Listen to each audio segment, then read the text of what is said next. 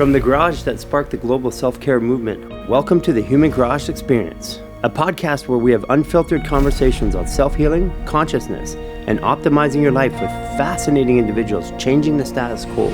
I'm your host, Garry Lineham, and I'm honored to have you here. Let's get down to it.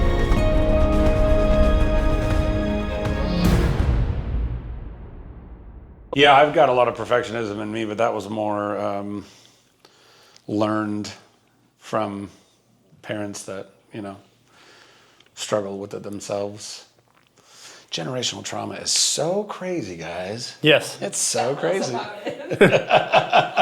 We were talking with Jimmy, and because he was talking about everything from the satanic stuff and the music industry and all that. Oh, whoa. Like he went, it was deep. And we got into pedophilia and, like one does. Just normal table talk. Well, because from my mom's side, the whole family was pedophiles. No kidding. And my my dad ended up abusing me when I was young, but I didn't know until I was 50. And no way. Yeah. Wait, you didn't know because it was a repressed memory? Yeah. Oh, wow. Yeah. And when it came out, it came out at a time that in a cold. Yeah. The community. It came out. I was working with somebody who explained explained the abuse of the father, or the Sins of the father. We call it pedophilia. You call it molestation, and how she had transferred it and molested her sister, and because molestation it's not about sex. It's not even about control. It's actually a disease that goes from generation to generation. And as she was describing it, it was funny because she was a Sagittarius girl, Indian celebrity, really, really famous. And her boyfriend, that she was having the problems with the relationship, and she was trying to clear this trauma. She was talking to me. I was helping her online. Her boyfriend was the exact birthday, exact astrology as me.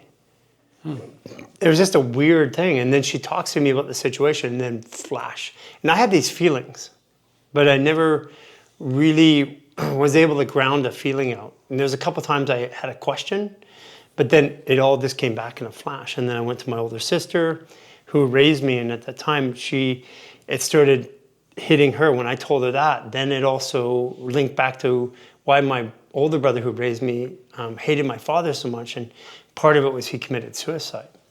And your father committed suicide? No, my older brother. Your older brother... Who was my father. He raised me. Right. Yeah. And he hated your father, and then he himself, your brother, committed suicide. Yeah. At what age?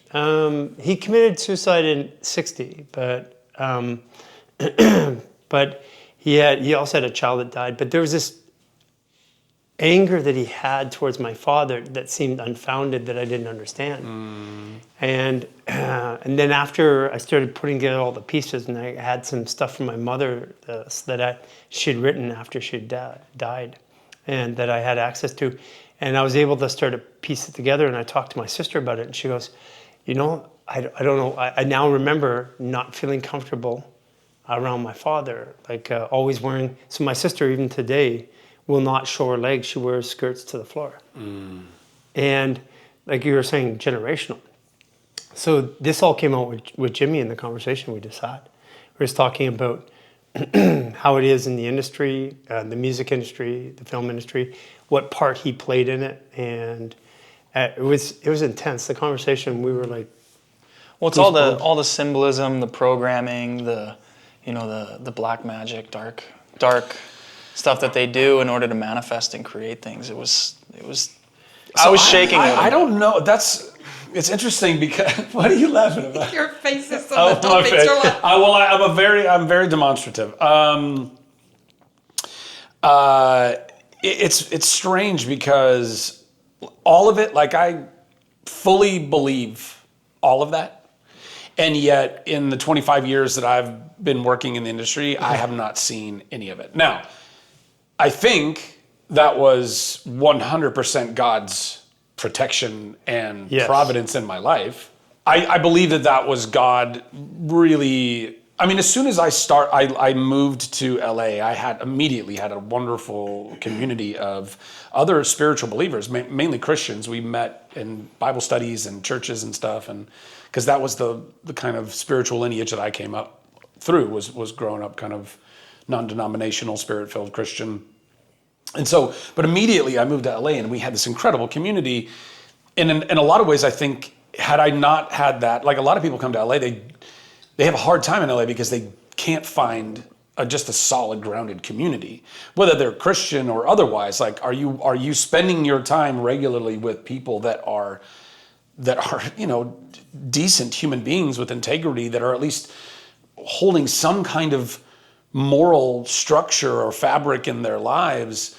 And a lot of people, it's like you come to LA and it's like the city of dreams, and anything can happen for you. Well, we can make it happen for you.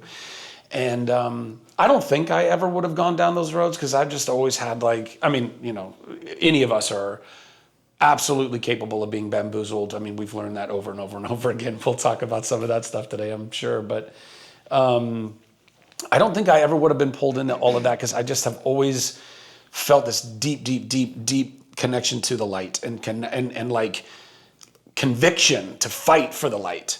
And so when I would see darkness and depravity on certain levels or whatever, it would be like, I can't, this is not. And so I wonder but because of that, it actually kept me from even finding myself in situations where I might stumble into a room and be like, whoa, I wasn't invited to the Diddy party, so I didn't, and as a young actor coming up, or a musician or whatever, the idea, if you ever did get invited to a Diddy party, I mean, I'd be like, particularly, hindsight's 2020. We all know what happened at those parties now. But back then, nobody knew that was the thing that was going on. Nobody knew that Puff Daddy was literally brought up and groomed in whatever that whole system that more data keeps coming out. But what I've heard anyway is that, it's a whole system of grooming these young artists and then bringing them into the system so that then they start becoming the abusers themselves, all whilst having cameras everywhere so you can have blackmail on everybody. Like, it's insane. It's insane. And then, of course, I didn't hear everything that you guys talked to Jimmy about, but the dark arts, or, the black magic, I can't remember what you were saying, but these rituals and things, I'm only beginning to, after 25 years of my career, really hear about those types of things. I'm like, I wouldn't disbelieve it. But that in itself is amazing. I mean, I wasn't in acting, but I was in supporting the actors to the clinic. Yeah. And I saw it as clear as day. And maybe it was the angle that I was coming in, and I got exposed to it all over the place. And it's just amazing that you hadn't. And when you said earlier, it was this God protecting you, driving you in the right directions. And after you saying that, I 100% agree. Yeah. Because I've found it hard to not see it. Now, when you say you saw it, you just saw it on people's auras, or you actually talked to clients that would talk about some of these things? I'm a practitioner, and I spend 20 hours with people, and I put my fingers up their butt. You get to learn a lot about people over a period of time. And before that, I encrypted data and kept people private, everything from governments to celebrities to. So, and I got out of that business, and that's what incarcerated me, because I turned on the institution. But I already knew who was who, and I think that's maybe why I saw them. Like, if you go into, if you haven't been if you go into a crowd, if you go in a room and someone's an actor, you probably pretty much know, or you can figure it out. Or if somebody does drugs, every drug user knows all the drug users in the crowd. They can see the behaviors or tendencies. Maybe that's what it was, but I was fully in it. And we were talking with Jimmy, and I'm like, there are people that were not allowed to come, and their crew were not allowed to come to the Human Garage as a clinic. We just couldn't take it ourselves. Because of the darkness that was on them? Yeah, I mean, you're working with people, you can feel it. All the practitioners, when you get into natural practices, they can feel, like, we can feel everything on people. We can feel the energy. Sometimes you can't interpret it, but at our state of where it is today, we can interpret exactly what it is. Right. Yeah, man. It's crazy. It's crazy, just everything that continues to come out about all of this. And I'm glad, we need illumination. We need this great age of disclosure, this like light being the greatest disinfectant and being like, okay, this is what's been going on this whole time. Everybody's got to grow up a little bit. We all got to by the way, I think the only way to do this also is to do it with the most immense amount of grace. And compassion. And wrapped up in that grace, empathy, understanding that all of these people, really everyone, nobody likes having this conversation because everyone feels like, well, that just absolves everyone from their responsibilities. But no. We must recognize that everyone is actually doing their best. As weird and wacky as that sounds, P. Diddy thought he was doing his best. Yep. He was put into whatever situation he was in and is like, I guess this is how I have to survive now. This is the best way that I know how to survive. And it's crazy. And we don't want to say, well, it's okay. It's not okay. But we have to be willing to say, you're still a human being and a child of God, and we're going to hold everyone accountable, but do it in a way where you have to understand that we're never going to banish you. We're not going to see you as the monster that the media would like to paint everybody, who does, by the way, a lot of bad shit. There's a lot of people strap bombs to their chest and go blow up innocent people in markets. That person doing that thought they were doing the holiest thing they could ever do in their life. What does that mean?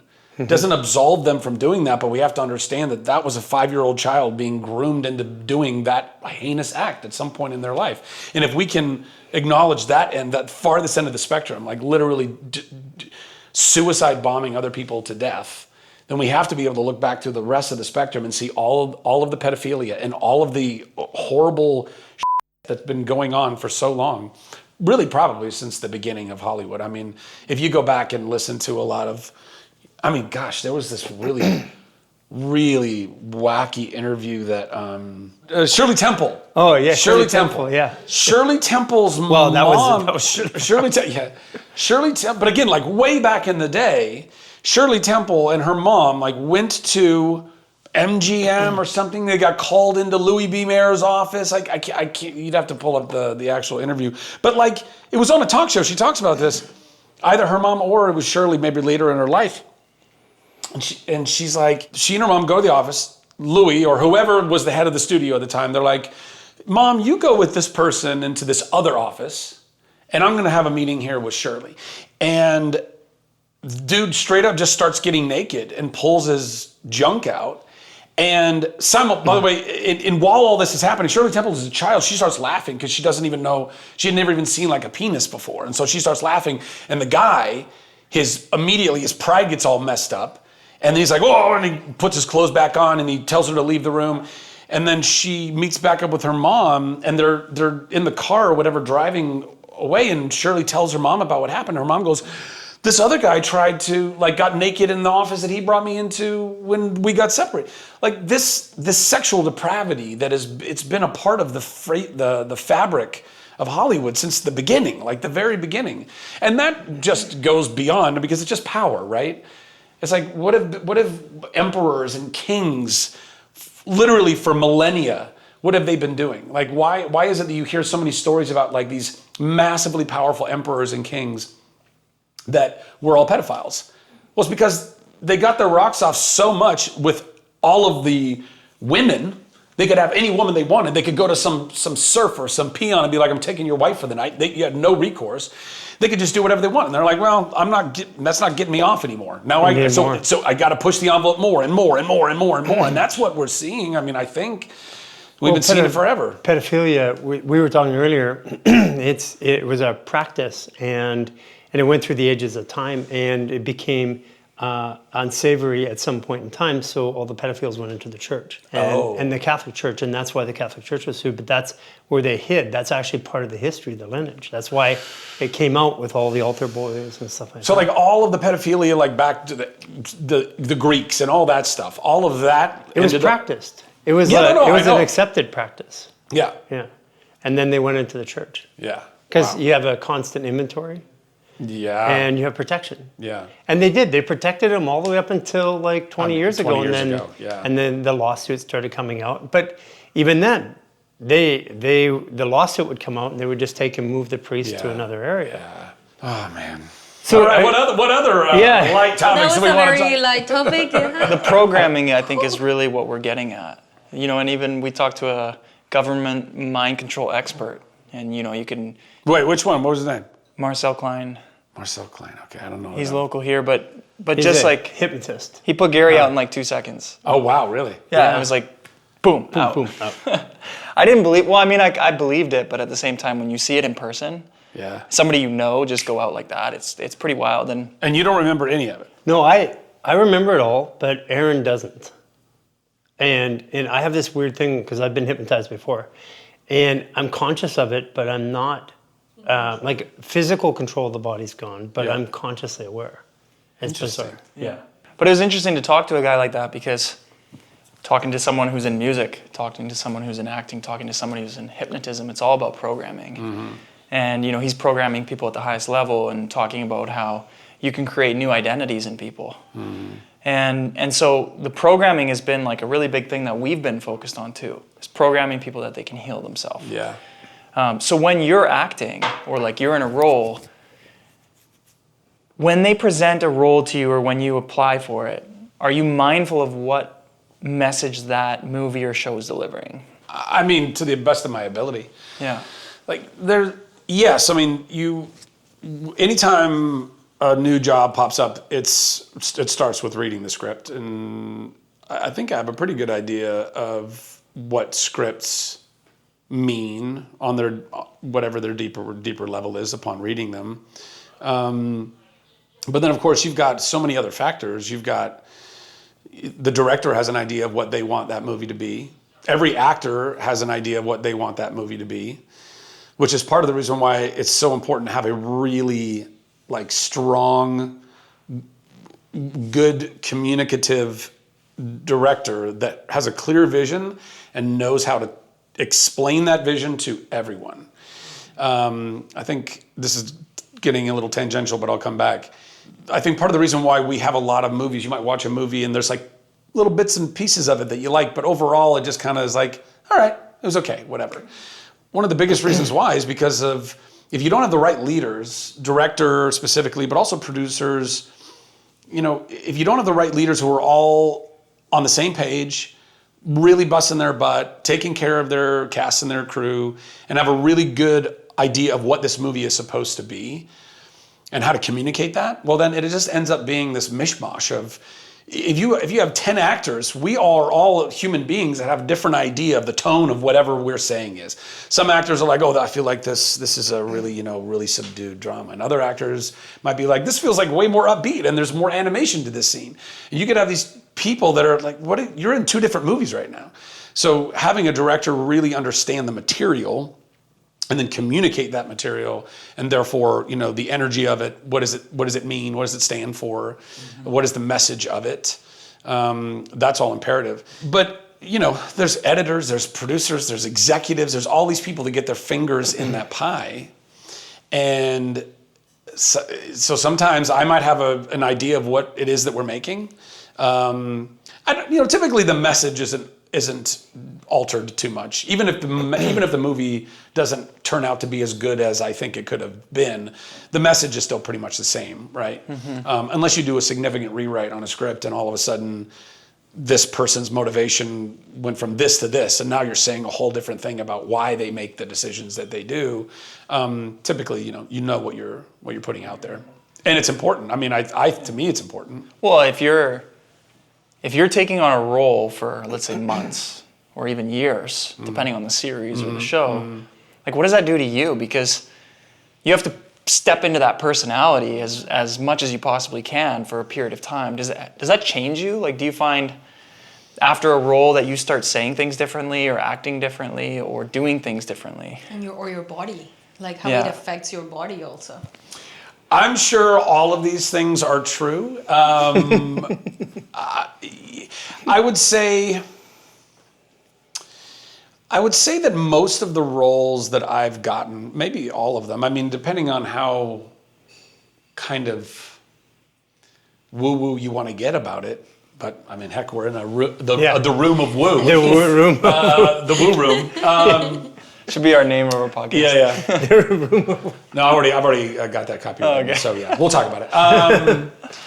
But I mean, I feel like most of the roles that I've played are kind of like God breathed little moments that have happened that my actual personality and also what I might be going through in my life or needing to go through in my life.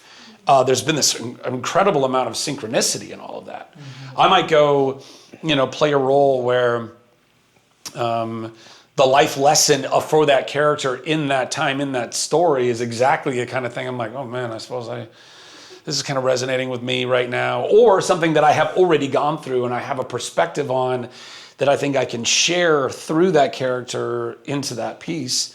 I've never really played any characters that are really dark. Mm-hmm.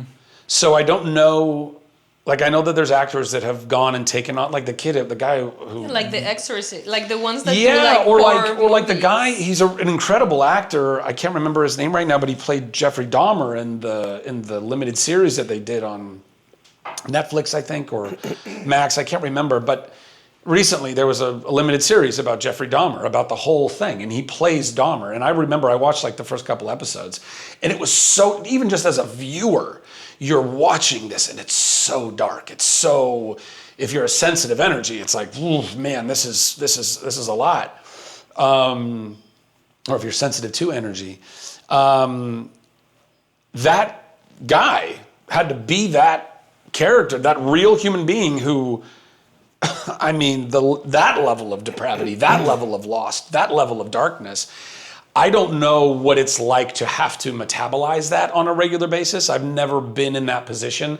I've played some characters that have darkness that they wrestle with, but I'm always able to kind of find in myself, okay, well, we've all wrestled with darkness. We've all wrestled with despondence. We've all wrestled with, I've gone through a huge mental illness, mental health journey throughout my life. And so I'm able to tap in those various ways, but never really had to deal with that. And then from a physical standpoint, I mean, there's definitely been things that, particularly if it's like a really stunt-heavy movie or a role that has me having to physically perform in a certain way or walk or move in a certain way, there can be things that you need to manage. I mean, no doubt when you were a contortionist for all those years, I mean, the wear and tear that has on your body and having to keep up with that.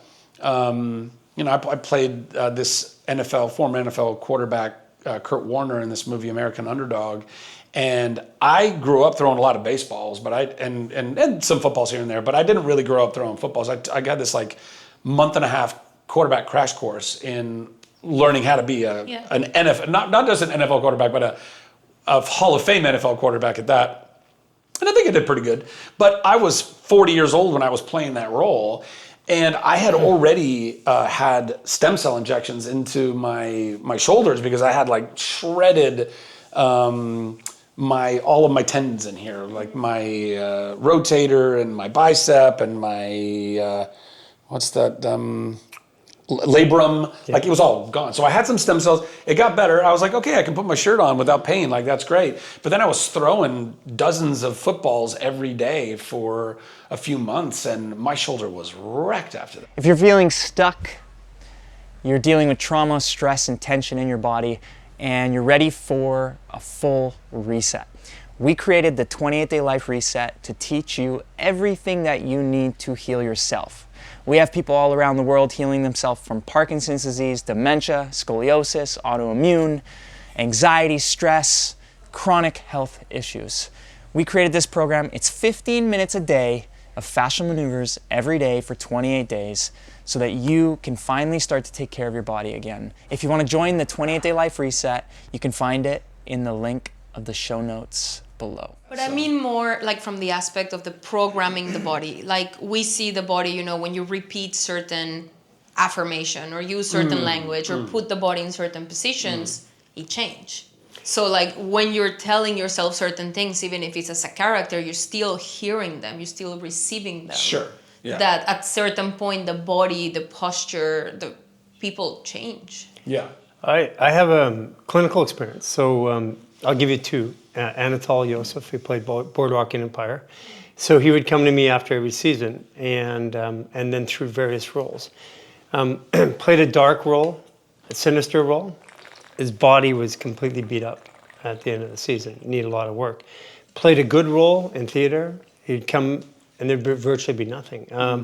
Another one was Courtney Ford. Brandon Routh and Courtney were clients of the Garage for a long time in the clinic. She would play Up in Canada? down here. Oh, Well, down here. they would, because they were shooting in Canada, but they'd come after the season, and they'd be down here. And she was playing, I think it was White Willow. It should be like casting and dark it massively affected her body. And then previously to that, playing good roles, and it had to change. So those are just two examples out of many, but I have gotcha. noticed that. Like if they play something evil, sinister, Yeah. they get into it. Yeah, and like they their start- body. Well, I see kids do it. This is how kids manifest. They like enact a role. Like Maxine, she'll pretend to be taking your order for food, and then she'll like give you a fake plate with the food, and then we're like a month later, we're at a resort, and she's doing it. She's taking everybody's order with real food now, bringing it to you, and she does this with different roles. I see kids do it all the time. her It's daughter. like Yeah. Oh, I'm picking it up. yeah. They play fantasies, or they enact a role. They're acting, but then somehow it manifests later in their life. And like if I'm being more masculine, my body starts to become more masculine. She's pointed that out before. It's like I start to smell different. The shape of my body changes. So it's just I gotta wonder the psychological and physical impacts of acting on some people. Like if there's anybody that you know that you've worked with that has changed significantly after a role or something like that. It'd be interesting to track that. Yeah, I mean, I fully believe it. Like I said, my career just has happened to have been one where the vast majority of the characters that I play are coming from a place of light. And so I think because of that, even if I do have some, tertiary physical whatever, I don't feel like I've gotten to, like, honestly, the hardest thing on my body in Hollywood is it's just ridiculous schedule. I mean, when I shot the TV show Chuck that I did years ago, Chuck was all heart and all light, and I was running around doing a lot of my own stunts and stuff, which I love to do because it's like, other than actual spies, who gets to like rappel down the side of a building or whatever, it's like, okay, cool, I want to go do that stuff to the extent that they would let me, because insurance and things. But I loved all that stuff, and in fact, it keeps you youngish because you're in a state of play. Always learning. And I think just that alone is something that's so beneficial to our spirit and to our mind and to our heart and to our body, because you are doing the thing. What was it, Watts, who says that this is all just play. This is all supposed to be play on some level. Although we can unpack that. How much of it is play and how much of it is we got to save the world right now. Anyway, is that still play? I mean, I guess we can do it in a state of play, kind of. Play, yeah. But the hours. I mean, we were the first season of Chuck. We shot like 16-hour days. Now, granted, it's not. We're not digging ditches. We're not fighting foreign wars. Like, being an actor is a pretty great career. It's nice work if you can get it.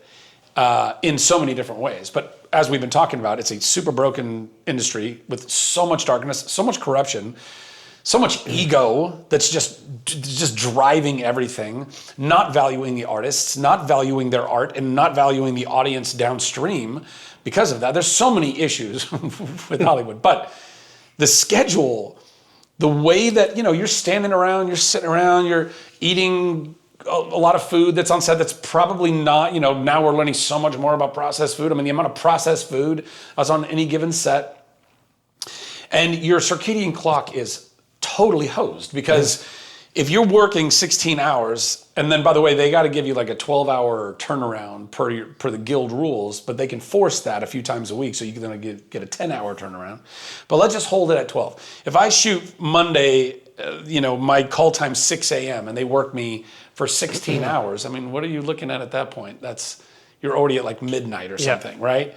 And now they got to give me a 12-hour turnaround. Let's say it's just a 10-hour. So now I'm coming in at 10 a.m. and I'm working another 16-hour day.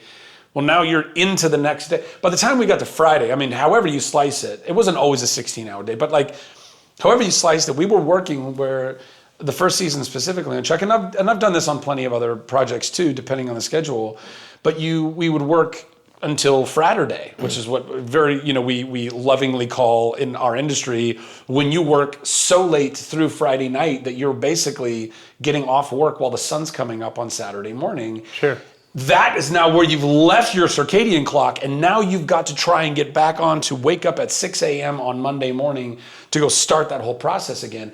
And we wonder why people have in this industry the amount of mental illness, the amount of physical illness that is then being compounded. And again, these are all wonderful things that we're learning now better than ever. Circadian clock, what an amazing and real thing that this is. And that we were for thousands of years waking up with the sun, getting all that red light, getting the blue light at its peak, and then back into red light. And then we might have a little fire or some candles, but that went on for a little bit. That's the afterglow. And then we'd go to bed. And then we'd wake up with the sun again, and our bodies would work so much better because you're getting the right light in at the right times. And also we were moving our bodies so much more. We weren't dying of sedentary death syndrome. We were movement oriented, hunting and gathering and doing all the things. Sounds like you're speaking at our convention. He's practicing. That's why God brought us together, because we're Everything. all trying to pull in the same direction, which is to the light. Mm-hmm. And we have to. We all have to go, like in all these different areas. I mean, it's one of the things I love about Maha and getting involved in the whole Maha movement, which is like, wow, talk about like a truly like nonpartisan, or it shouldn't be anyway. I mean, unfortunately, a lot of people are, well, that's right wing now because it's Bobby and Trump. It's like, what are you even talking about?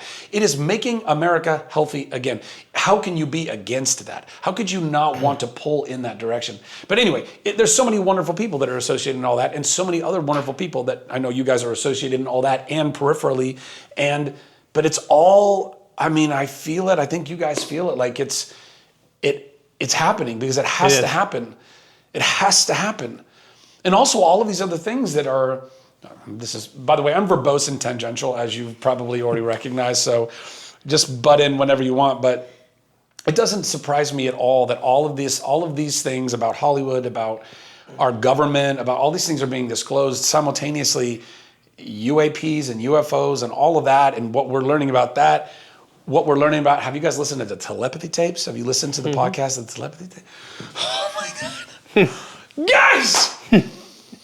Oh my God. It's fascinating. Basically, all nonverbal autistic children and people are all completely telepathic. They can read our minds. They can remote view. They can scan your body. They know what's wrong with you. Like, it's so real. It's so real. Well, that explains us now. Sure. Like, so we don't have superpowers then? I thought that those were No. our superpowers. Why are you exposing us? You are, but listen, but you do, because I believe we all have the ability to tap into that superpower, right? Where all of the gifts and fruits of the Spirit come from. That's what we're all trying to tap into. It just so happens that these kids, either by choice because they knew the body that they were going to go get into, or it was the random draw or whatever. I don't know how all those mechanics work just yet. One day when I pass on, I'll get to go and look at it all again and be like, oh man, that's what it was. That's how it works. But these kids are ending up in these bodies and they are becoming nonverbal, highly autistic nonverbal in their bodies, but trapped in their body because they are brilliant inside of their body. They are being tested. They can go to these basically spiritual chat rooms. It's called The Hill. And these kids will go gather there telepathically and they learn from each other. They learn languages and sciences and all these things. And then we look at them and they're, stuck in these bodies that are not, it's fascinating. Anyway, what were we going to say? Well, we work with a lot. And I agree with you. We all have the powers. And what has been our journey is as we've been cleaning up the body, cleaning up the fascia, because the the access to those powers is this field around us that connects us. And between it is a crystalline structure, which is our fascia. And then our ability to interpret it is the ability to interpret the signal that's connecting us all. And that's what psychic is. That's what these powers are. And as we've been going through this journey, what looks like magic when we work with people, or when we say things, or we talk to people directly, it's really just exactly that. It's having access. And I do believe human beings all should have access. And probably at one point in history we did. Yeah. And somewhere along the line we were dumbed down. In myriad ways. I think we're being dumbed down by being poisoned, obviously. I think that we all agree on that. You know, our water, our food, our air, our everything. These are all ways to dull our spiritual senses, our ability to tap into the creator, to source, to all of that. But also, yeah, we've not been taught, you know, that's all woo-woo nonsense for hundreds, at least a few hundred years, yeah. You know, that's been this prevailing, like, no. Science. None of this, these things that we can't measure, at least they couldn't then, and now we're having much more ability to be able to measure it. You know, we go to, because we travel, we've been on the road for a year. And so we take shower filters, water filters, we take equipment, we take our own sheets, towels. No way. Yeah, we have Everything. we have boxes shipped to us. I mean, Yahweh, that's awesome. I'm just saying, wow, that's impressive. Well, But smart. I mean, I totally understand. I mean, we are in the business of health. They sent us 22 boxes for this house. boxes to this house. Wow. Air Just filters, everything. Water Where we filters, cook, like the pots. Because what pots. happens is you get to Airbnbs, everything's plastic. Oh, yeah. Or yeah, Teflon. Yeah, no, totally, yeah. Right? Or non-stick. So Yeah. we have little shipped pans. 22 boxes to this house before we got here. I love it. we Listen, unload crazy. it, If you pack it. know, if you're going to talk, then walk the walk. And we also, I increased the size of my suitcase because I was carrying around the roller. But as I've been traveling more independently, I need to take my sheets and my shower filters and stuff like that. But I still have everything I own is in one suitcase. And I haul it around and unpack all my stuff where I go. And whether it's a hotel, I carry wrenches with me because you got to take a shower filter in a hotel. Oh, wow. Yeah, and I take the shower. That's amazing. I've there's a couple of times I went through and put a wrench in my carry-on. They took it out. They're Yeah. like, you can't take In this. multiple airports that happen. Yeah, and I'm like, so I get to the hotel and I call call the service guy and say, hey, can you do me a favor? Here's a bottle of Power Kirk. Yeah, I'll let you have this if you do this for me. But yeah, You literally put a wrench in your own travel plans by Yeah. putting a wrench in your Yeah. in your bag. So, because what happens is that we've gotten to the state where we went off in the mountains and protected our environment, cleaned up our bodies, got these superpowers, and the second we go participate in the world, they diminish. The chemicals start to infect them, and I felt this good, and there's no way I'm all for helping the world, but not at the cost of me feeling good. Yeah. And because for the first time in my life, I'm out of pain. So it seems, to some people, it seems excessive, but that way we go, and it's interesting, waking up in your same sheets every day. No matter where you are, it feels like... Feels like home. Yeah, it feels like we're home. Well, listen, I mean, you're preaching to the choir in that, I mean, I haven't gone to that level, but I fully endorse it. Like I'm about to be a father. I'm about to have a kid. And we had all of these wonderful friends come to our baby shower, and we had all of these wonderful friends buying us various baby products. And immediately I'm just like going through it. I'm like, Can't use it. how much of this is polyester? Well, there's diapers. Diapers are toxic. Even you like, is there any company that's not? You can actually potty train your kids within, 6 weeks? Yeah, 6 weeks. And No, really? Yeah, there's people who do that. You're gonna guys send us videos Yeah. of that. Yeah, we'll send you all kinds of... Send me. Another one is baby powder. Baby Well, we're powders. not yet. Yeah. Well, the baby powders come out as being cancer. I'm right. There's a It massive is. lawsuit with Johnson Massive. & Johnson. Yeah. Actually, And they knew. all of it is Johnson & Johnson. If you go back, Bayer aspirin. We forget that Bayer was the company that Nazi? produced Yeah, produced the yeah, chemicals, and yeah, Dow Chemical produced the gastrogem. these all came over as industry. We accepted them as norm, and it takes 3 generations to completely wash the history of anybody. Yeah. You know, Kennedy said that. But they're pushing diapers to 18 months. Why would a child need 18 months to learn how to go to the bathroom? I mean, if you can look it Listen, up, you can find. if you send me the video, I will absolutely try to implement. I would love my kid to be like, and then I could be like, pooping? They do. Let's go. And the other thing, I'm too, down. is sign language. Learning basic sign for kids, they'll sign within a couple of months, you know, effectively to communicate. I learned this from working with, because I had these patients that were deaf, and they would, you know, parents, and they would train the kid in sign. Yeah. The kid is like 6 months old, having full conversations. I want more, I want less, can I go do this? And well before you can talk, because they can communicate, but they can't.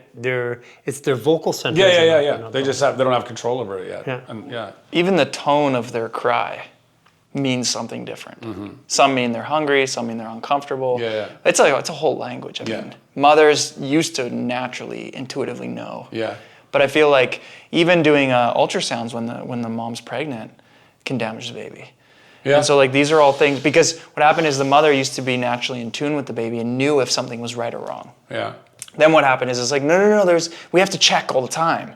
And now they're checking all the time, which creates damage over time. And it's, you know, these are just the things that we're trying to unwind. And we just actually had a Kim Unami here, who does like a lot of sex and vaginal strengthening and stuff like that. Weightlifting. She's a vaginal Weightlifting. weightlifter. Yeah.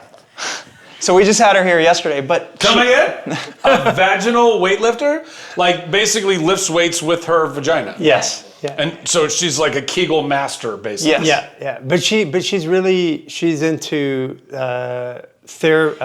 creating healthy relationships, about how men are men and women are women, how to make that work, about sexual function, about the good parts of it. And she goes a little on the extreme side, just like a lot of people that want to drive a message, to drive a little bit of controversy, but super interesting. And we brought her on. I believe it. We brought her on yesterday, and we were talking about this because birthing or going through labor used to be orgasmic, and there is actually practices called orgasmic birthing. Yeah. And you know, if you're having a baby and the outside pressure is very low, the inside pressure is very high. You're pushing. They teach you to push. And she was talking about how you're not supposed to push. And the reason why you do it in the water is it creates outside pressure that balances with the inside pressure, so the baby just comes out. And it's supposed to be one of the highest orgasmic periods that a woman's supposed to have. I mean, I'm not an expert on this. I'm just sharing what she was saying. Yeah. And you know, there's all these little things that have been unprogrammed and unwind in society now. Yeah. Well, I did years ago. I don't know if you guys have ever heard of this documentary, but you remember Ricki Lake? She was an actress. And she did a documentary called The Business of Being Born. Business of Being Born. Fascinating documentary. Yeah, and one of the coolest things I learned from that, well, coolest/saddest, because a lot of women are being denied this opportunity. But to your point, you know, when a woman goes through a completely natural birth and there's no deadening of her feelings through epidural or screwing around with Pitocin and all these things, to just have that, the pain comes with the most amazing amounts of oxytocin and serotonin and dopamine, and like it is like the most incredible, all of that Rush of feel-good hormones. Yeah. And when we deny the women their opportunity to experience that, they were talking about in the documentary that perhaps there is very much a correlation between that and how many women now have postpartum depression, because they never got the rush of all of that stuff to bond with their baby. It's like an initiation to motherhood. Yeah. Like I went through that. None of that. I went through the other version. The epidural and all that stuff. No, they completely put me out because I had a lot of back surgery, so they couldn't put the epidural. So it was like adios completely. And I never had contractions. I never went through that. Everything was like so scheduled. So imagine like going to sleep with no sensations in the body or like cueing that the baby's coming, waking up and having a baby, and you're like, And you're half cut open. Yeah. They cut her open. but you don't, there's no connection. Yeah. It took me like 6 months to connect with my baby.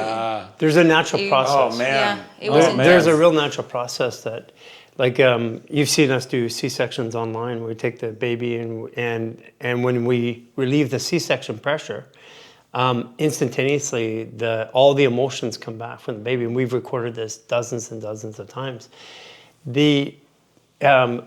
Jason and I both have had teeth removal. I had a tooth removed without any anesthetic, and they had to dig in there and pull it out too. People go, well, that's crazy, but what we're demonstrating is that there's an initial onset of pain, but the pain relief that your body provides is infinitely greater than the one that they can give you pharmaceutically. But your body has to have the experience, and we've been taught to fear pain. And this has been a journey where we show practitioners pain actually will remediate when you give it attention.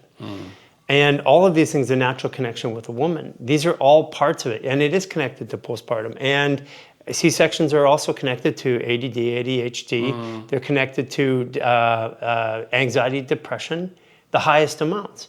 And when you remove the pressure once, it starts to go away. The body's an amazing thing, but we need to give it this space. Aren't they cutting like 1 in 3 women now? It's so the number's going up. So basically, the number is 8% of C-sections are medically valid. 38% are being delivered by C-section right now. The reason is the value of the placenta. The value of the placenta is between $50,000 and $60,000 US, and that's the reason why they're pushing the C-section right now. Wait. If fascial maneuvers have transformed your life like they have mine, take the next step and help others. We have a certified coaching program, and you don't need to be a practitioner or a coach to do it. If you want to learn more about your own body in detail and help others, this is the program for you. Our certified program will not only show you the basic tools on how to help yourself, it will give you the business expertise and contacts to make it happen. If now is the time to change your life, then take that step today. These are women who are then saying, I don't want my placenta, or they're not even offering it? The majority don't, and the majority don't take their placenta. And then what is the hospital doing with it? What are they? The placenta is used for stem cells. It's used for a whole variety of other things, PDPA, but the placenta itself is $50,000 to $60,000. So there's this encouragement to have a C-section, which is not medically verified. You know that the blood pressure is going up. We got to get the baby out. We got to get it out now, and none of that's true. You know, like I've seen women go into 4 days of labor. No, this is what, like in the documentary, it talks about this. They're just trying to, and the saddest part about it to me, not the saddest part, but one of the saddest parts, is.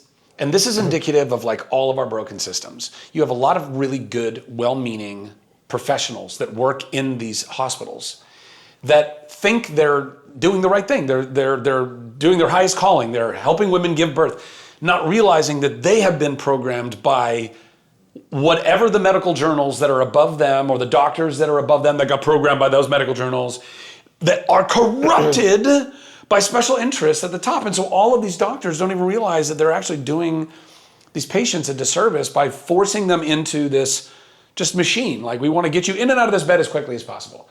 And if that means, it looks like you're right on the thing, we're going to give you Pitocin. Oh, now you're going to need that epidural. Now you're going to need more Pitocin. Now we're going to charge you each time. We're going to give you a little bit more of each of these things. And you know what? Turns out we're just going to cut it out of your body anyway. And now we got it. And now we got the placenta. And we just keep moving everybody through the system. So now we're going down that path. I think this actually leads to, this is where we're at. We have infinite amount of doctors and medical practitioners that are joining our programs because they're looking for another way, because they have been trained and they're seeing something that we're doing that they can't explain, but they also they can validate through experience or through results. So you have recently this year come out and you have started speaking against the system in certain ways, against medicine and stuff like that. What has changed in your belief system? When did it change, and why was it right to come out now and talk about it? So, well, my mom, God rest her soul, she struggled with a lot of things in her life, a lot of mental illness. But I think in part because she was a really brilliant human being who was abused as a child greatly and not valued, not her mind and heart and soul. She was so dynamic, so talented, so intelligent, so charming. She could have been Fortune 500, whatever. I mean, all the potential was there, but she was hardcore abused psychologically and even a little physically by her mother. But in and through all of that stuff, God still used my mom to do, I think, really amazing things in teaching me and my sisters some important life lessons. One of them is you should always have a healthy level of distrust for your government and all major industry.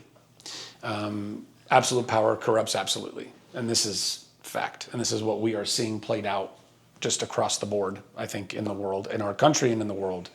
So ever since I was a little kid, I don't say that I've never been consumed in the matrix, but I was always willing to recognize that there was a matrix. Sure. That there was this thing that we don't get, there's things outside of our knowing, levers and things that are being pulled, and it's not in our best interest. It's not. It's in the best interest of the powerful, the wealthy, all of that stuff, right? Also, take this little nicotine pouch out of my lip. Would love to talk to you about that stuff too. Yeah. On the health and wellness tip. Yeah, I got mine right here. Oh, fantastic. Oh, you got a little patch? Nicotine patch? Yeah, Yes. I got a healthy one. Just to put it up. Yeah, sure. Yeah. No, well, I want to talk about what's healthy and what's not too. I mean, as far as, nicotine is concerned. But anyway, tangent. My mom, as this kind of having this awareness and discernment, she was like Crunchy before Crunchy. Me and my sisters were never vaccinated. That was not a thing that people were doing. Where's your mom from? She was born in like St. Louis, Missouri, but she grew up in Ventura, California, most of her life. Yeah. Same thing. Never vaccinated. My mom was granola. Yeah. And back in the late 70s, that wasn't really a thing. There were like homesteaders, and there were the Amish, and there were people that were outside of the system, but we weren't like hardcore outside of the system. My mom just saw children who were born incredibly healthy, bright-eyed, open-eyed, fully there. And then after whatever round of their, scheduled vaccinations, they weren't there anymore, or they were a markedly different child and not doing well. And my mom was putting two and two together back then and being like, no, sorry, I'm not going to subject my children to this. I don't trust whatever that system is doing right now. I don't trust it. More than that, like me and my sisters never had sugared cereal or like we had Hanson's soda, natural soda, or... That's exactly how I grew up. Yeah. Alpen cereal or... Oh, sure. Or homemade peanut butter. Yeah.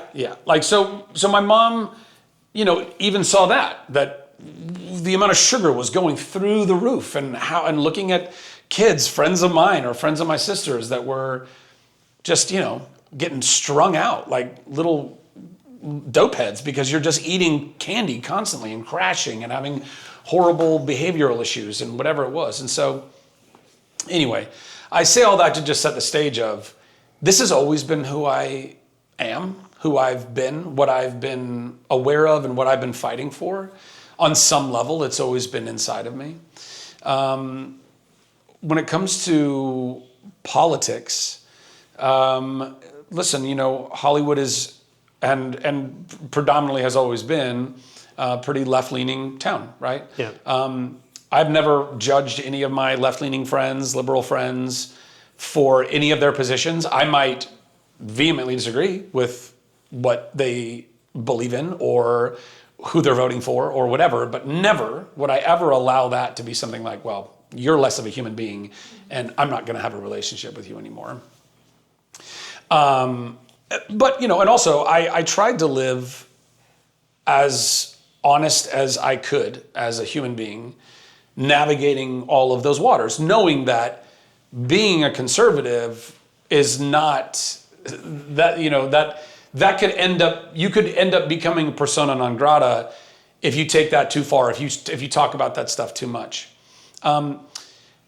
Personally, I think that a lot of the, let's say, conservatives that have been, that would say they've been blacklisted by by Hollywood, I wonder how much of that is because they're conservative and how much of it is because, maybe they, like, just being a kind person goes a really long way too. Like, you can, at least for the longest time, let me rephrase that. Up until this last election, I mean, actually, no, I guess even the first Trump election, but specifically this one, there was still a little bit more grace. There was a little bit more room to be counter, different, whatever. Sure. And I always have tried to walk in as much authenticity as I possibly can. And so I would talk about various things on set, political things or whatever. And most people that worked with me knew that I was a, kind of conservative libertarian. I mean, that's what I found myself being most of my adult life. And so that was all okay for the most part, right? 2 elections ago, it was Hillary and Trump, and I was like, no, I'm not in. I'm gonna go vote for Gary Johnson. I don't even know who Gary Johnson is, but I'm gonna go vote for that guy out of just my conscience, because it was kind of a bit of a protest vote in that I despise the duopoly that is our government. I despise that we are seemingly just only given 2 candidates that you can't really just champion. For me, I couldn't champion. I couldn't. Same thing in the following election, Biden and Trump. I was like, because as far as Trump is concerned, while I actually appreciated that we didn't get into any new wars, that we were building a stronger border, that we were doing a lot of things that I appreciated him doing. But my issue with Trump was always, and still remains to be a little bit, of these personality things that I'm like, dude, if you want to go do good in the world, like, I'm with you. And I think that he is. But do it with more humility. Yeah. Do it in a way where you recognize that you are a piece, this infinitesimally small piece of an infinitely large mosaic of specks of us over an infinite amount of time that all get to participate in this thing called life. And that you've been chosen, that he has been chosen by the majority of the people in this country, but also, I think on a spiritual level, that guy, with the support of the people around him, has ended up in the seat that he's in right now, and a little humility would go a long way. And I think that he has achieved a much greater level of that. I'll get to that. But for those reasons, is Trump's Trumpiness. I was like, this isn't the guy that I feel like I can champion. And so so I voted for Marianne Williamson, or whoever the libertarian candidate was last time. And then this election comes around, and Bobby Kennedy, somebody that I'd already was aware of and was following because of things that I think are important about, like, hey, how about vaccine transparency? How about we actually know exactly what's in these things? How about we have the tests done that were never done to make sure that they're not, in fact, poisoning our children and us and everybody else? How about that? Shouldn't we do that? I'm like, absolutely. I think we should absolutely do that. And also, let's figure out getting all of the corruption out of all of the FDA and the CDC and all of it. Transparency, please, for the love of God. Informed consent. You want to poison us? Just let us know you're poisoning us, right? Like, if people want to still do that, that's on you, rock and roll. But we should know. And here comes Bobby Kennedy, and I'm like, this is the best presidential candidate I could, if somebody asked me to, like, write on a piece of paper, like, what are you looking for in a human being? By the way, which is also not to say he's not a human being still at the end of the day and has his foibles. We all do. Nobody's perfect. But of all the people running for president, I was like, oh my God, is this a dream? Is this a dream? This guy who is seemingly, from my standpoint, and now I've gotten to spend a good amount of time with him, and I know it to be true deep down in my soul, but he has absolute integrity. He's incredibly intelligent. He is a humanist. He's human. I did a sweat lodge with this dude at this a fundraiser event in Texas, not this past South by, but the South by before.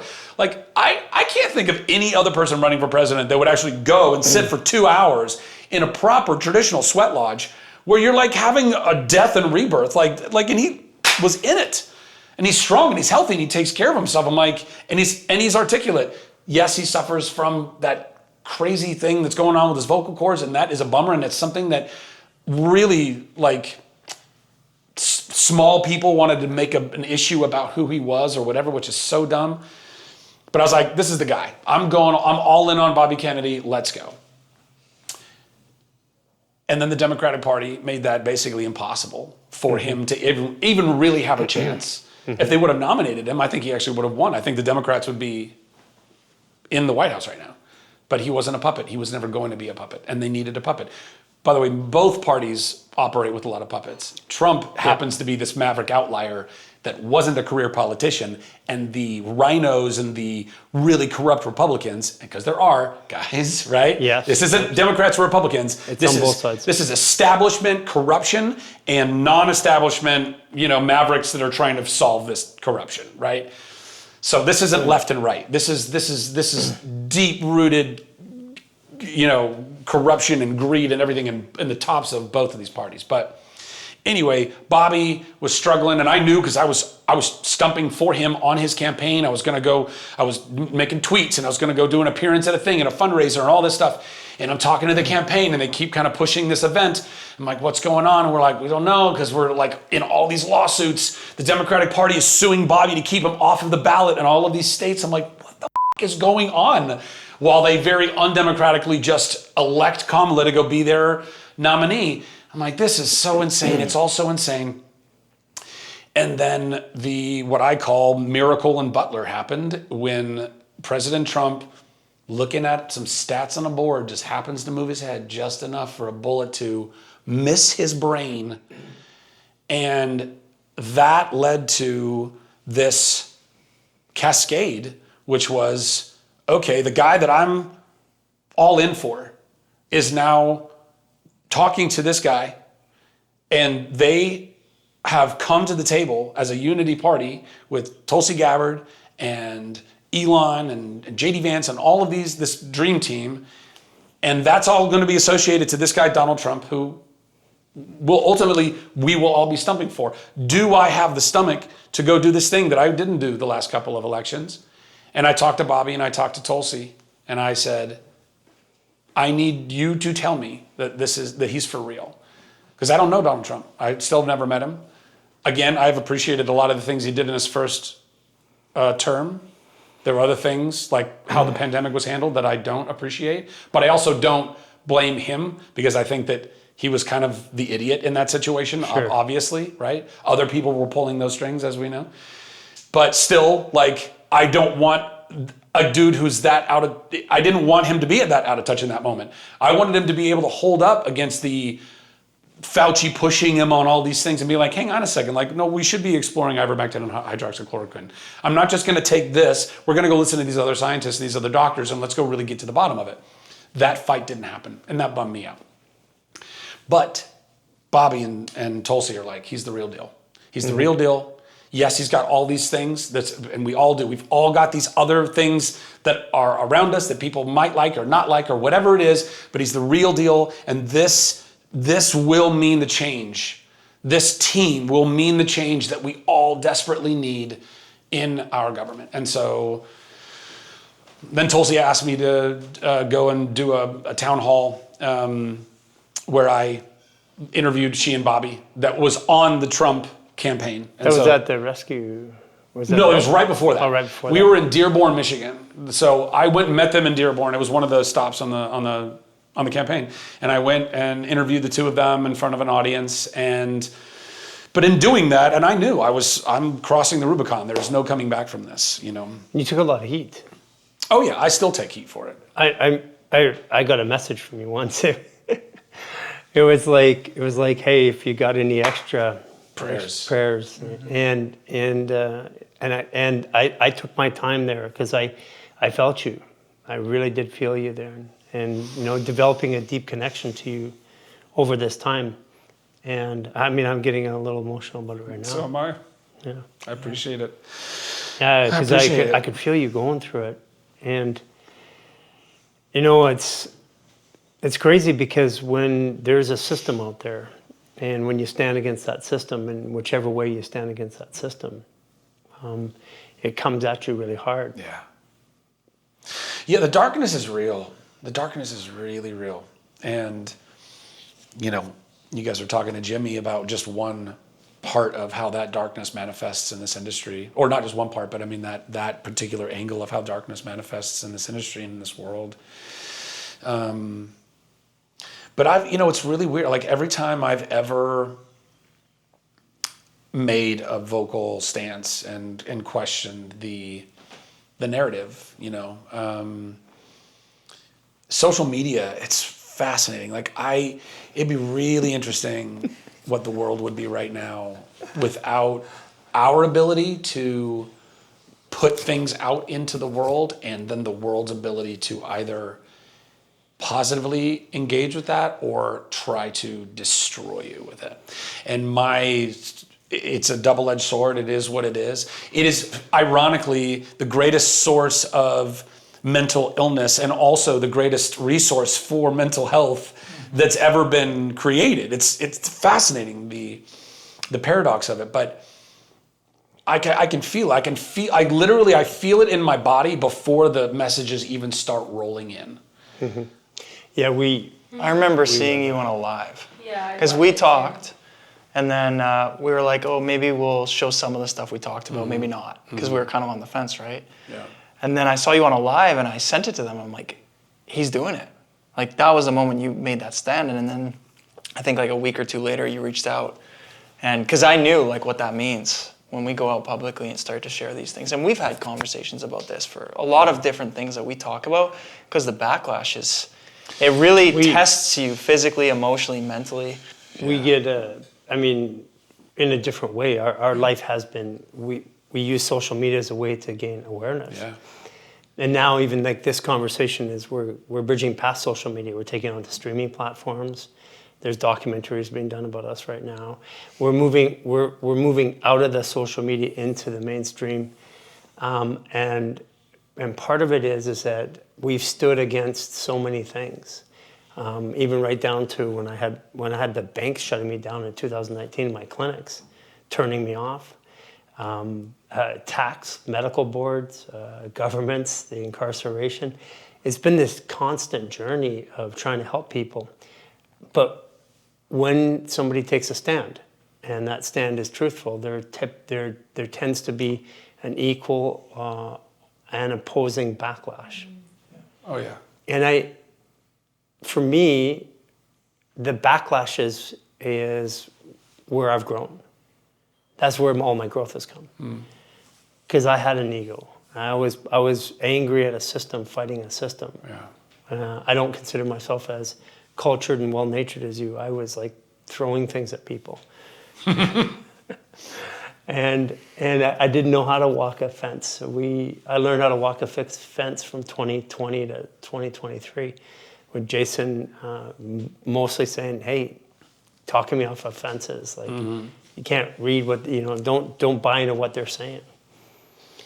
But you stood out there, you took a stance, it was tough. Is it impacted your business? Yeah. I wasn't sure exactly what the fallout would be. I knew there would probably be fallout. Ultimately, and when Tulsi asked me to do that town hall, and I knew that would be, kind of it, I spent a lot of time thinking and praying on it, and I just kind of felt like, well, two main things. One, as much as survival is a huge part of what the human experience is, I don't think that we should be making every decision based on self-preservation.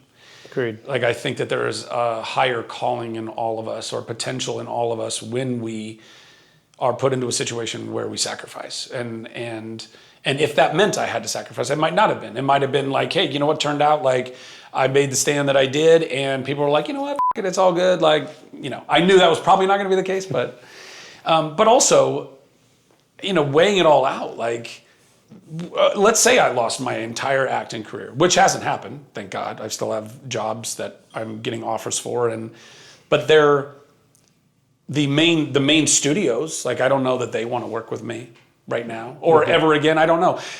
But that was the other part of this kind of sitting with it. For years, I've been preaching what I believe is about to happen to this industry, which is that AI is about to just disrupt it to its core.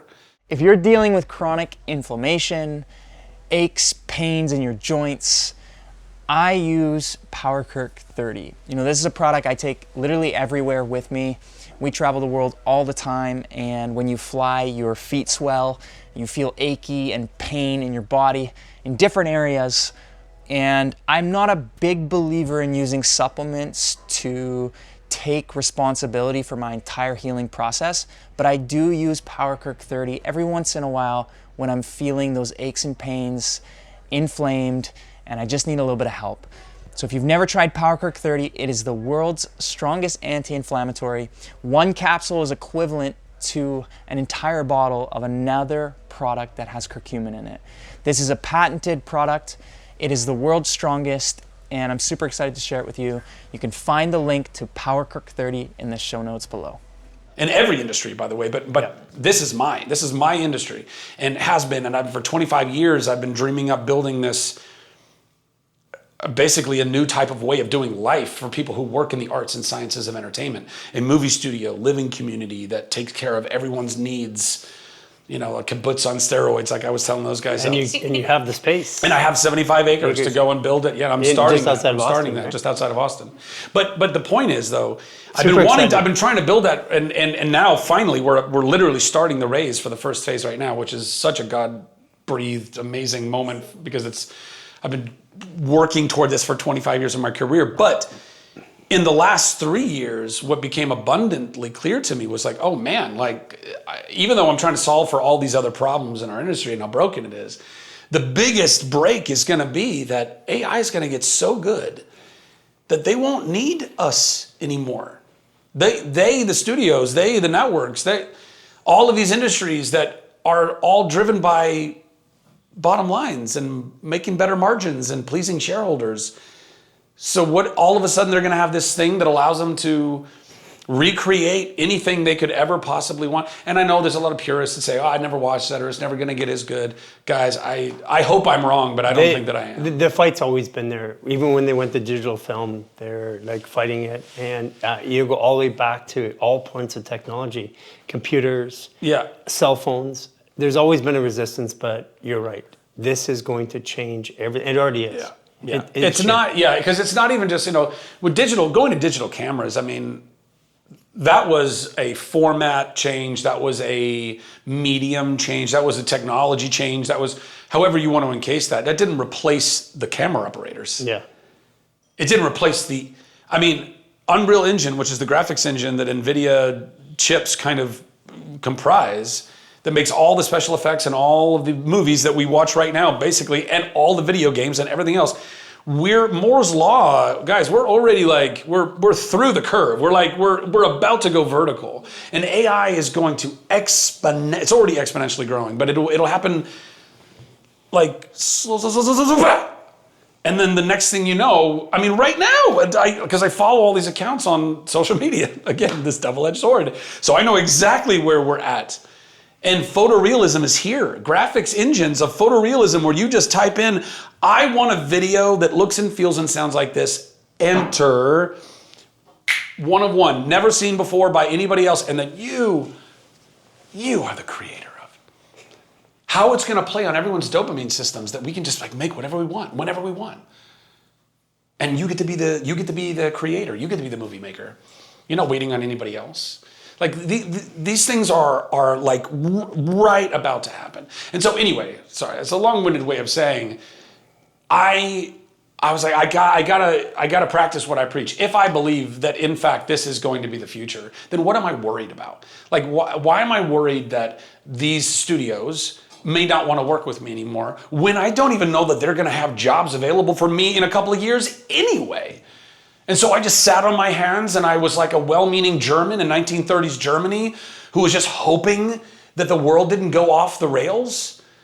I couldn't. I was not built none of us were built for this, but I don't believe that we were built to be fearful. I don't believe that we were built to not be able to speak what we believe to be true. I don't believe that any of us is built that way, but I particularly was not built that way. I would not be able to live with myself. I wouldn't be able to sleep well. I mean, like, I just knowing, like, wait, I didn't do anything. I didn't do anything to even try to move that needle a little bit and avoid what I thought would have been an absolutely catastrophic other direction. And I know that there's a lot of my friends or former friends in this industry that could not believe more differently than I, that they were trying to avoid exactly what has taken place, that Orange Hitler is now sitting in the White House and all of that stuff. And I understand, like, I actually empathize with them and their fears, because I saw the programming coming out of the television set and off of the radios and everything else, and the publications, and calling Bobby Kennedy a kook and calling Trump whatever, a Nazi, a Hitler, and all of these things. If you're not willing to recognize that this is the Matrix, guys, that this is exactly the way that they want to grab our attention and screw around with the way we're even able to see reality in the world. And I could be the one who's in some other Matrix. I'm humble enough to recognize that I absolutely could be wrong, that we could all be wrong. Maybe. I don't think so. Yeah, I don't think so. I don't think so. I mean, we look at it from the health side, and there's a consequence of actions, and we've been watching. We can see what's happening. The questions they asked us 2 years ago, a year ago, and today, and we are heading at the largest health crisis in the history of known mankind, and there is no amount of government intervention that can solve this. And it is not. Every disease in the history of mankind is at its peak. So autism is 1 in 18, used to be 1 in 2,400, is breast cancer is 1 in 2. Everything is at its peak. And the system takes a long time to turn, it takes generations to turn. And what happens to the people in right now, it was only 75 to 100 years ago that 95+% of healthcare was done in the neighborhoods by the moms and the dads, and very few people actually saw a doctor or even got to. But now 95+% of that is being delivered by an institution that is now dysfunctional. So it's real. It's real, and that's also partly or mostly why our movement worldwide is growing so fast. So we're 100 countries, and we're growing at leaps and bounds that we can't even begin to imagine, because people genuinely want to be self-reliant. They want to know how to take care of themselves, and they've lost the tools and the mechanisms. Yeah. And this is. But why? Well, because it was taken away from us. But why? Programmed for control at the end of it. But I mean, because a second ago you said there's no amount of government, anything that can fix this. Well, the people have to. The people elect the government. So technically the government is just a reflection of the people, but the people have to be willing to take responsibility for their own care. 100%. I guess what I would say is there might not be enough government assistance that could possibly fix this, or I can't remember the exact words you used. But my question though is, are they even trying to fix it? No, they're not. Or are they? Oh, well, actually, there are some. Like we're over in the Philippines, and we're working with the Department of Health to put 1.5 million Filipinos through a training program which helps them care for themselves and others. Now, there's governments around the world that recognize the problem. The governments in the world that we call the world are fighting over control and money and paradigms related to that.